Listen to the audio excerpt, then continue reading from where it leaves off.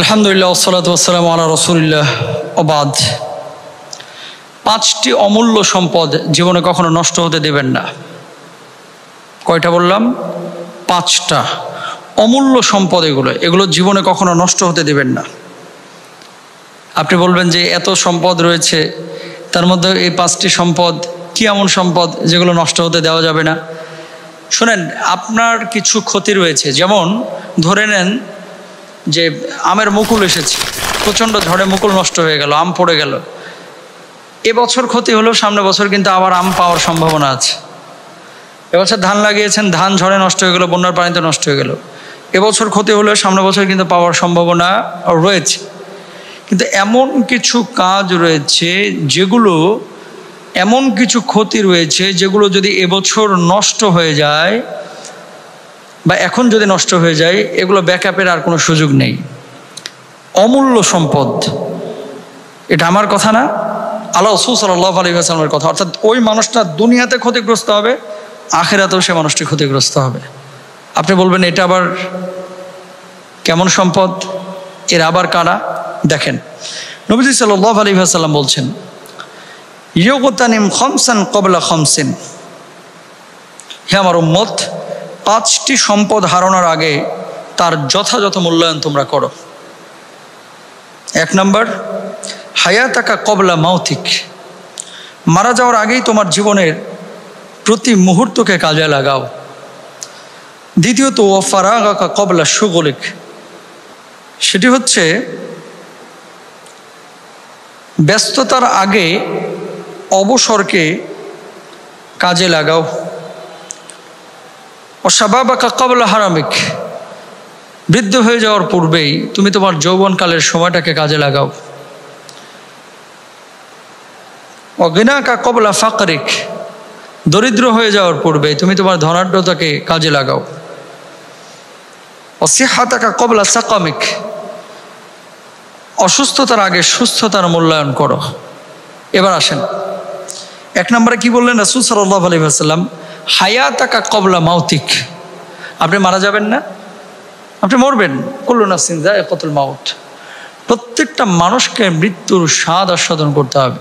আপনিও মারা যাবেন, আমিও মারা যাব।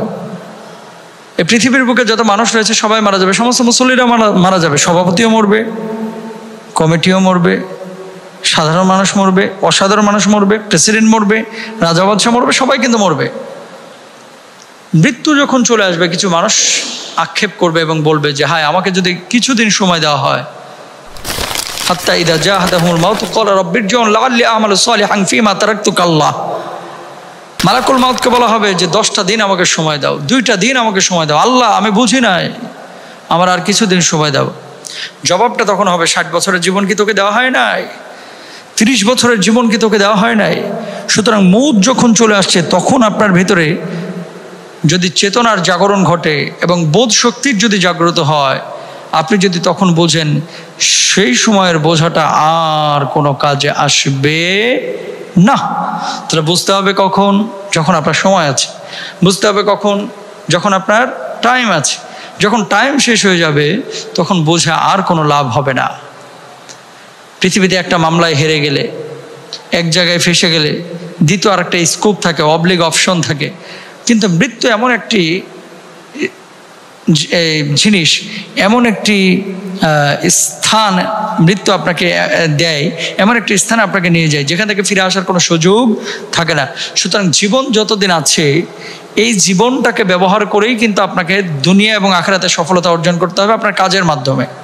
এখন কিভাবে কাজ করবেন? আপনি কিন্তু জানেন কোনটা ভালো এবং কোনটা মন্দ। আপনি কিন্তু মুমাইজ, আপনি ভালো মন্দর পার্থক্য করতে পারেন, কোনটা খারাপ কোনটা ভালো এটা কিন্তু আপনি জানেন। তাহলে ভালো এবং মন্দ আপনি কোনটা নেবেন? সফলতার পথ আপনি চান নাকি অসফলতা? নিশ্চয় আপনি সফলতার পথ চান।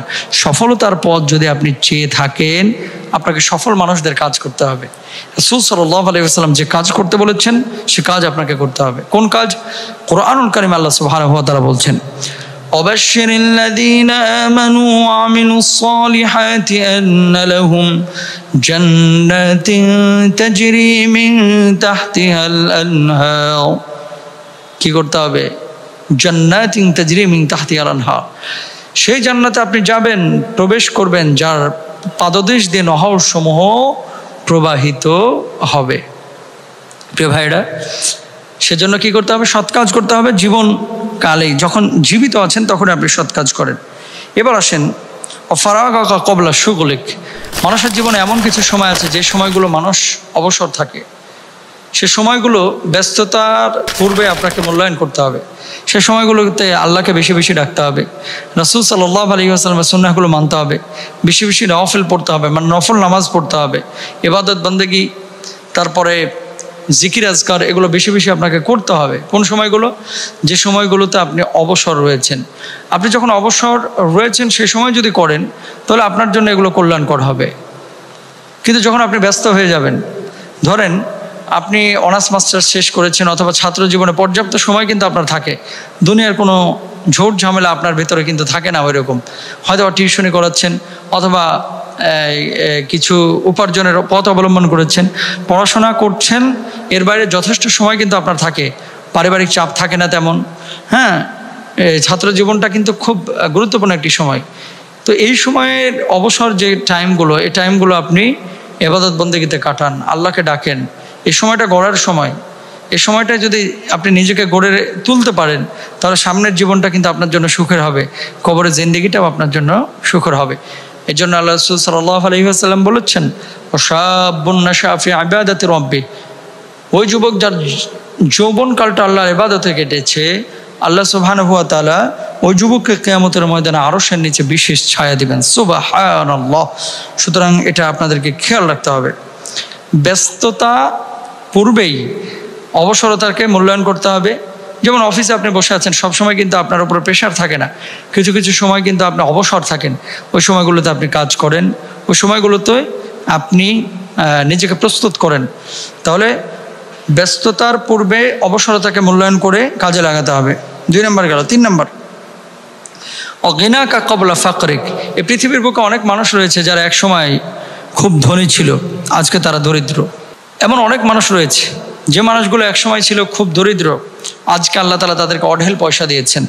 আজকে আল্লাহ সুবহানাহু ওয়া তাআলা তাদেরকে টাকা পয়সা এত দিয়েছেন যে কোথায় খরচ করবে তারা খুঁজে পাচ্ছে না।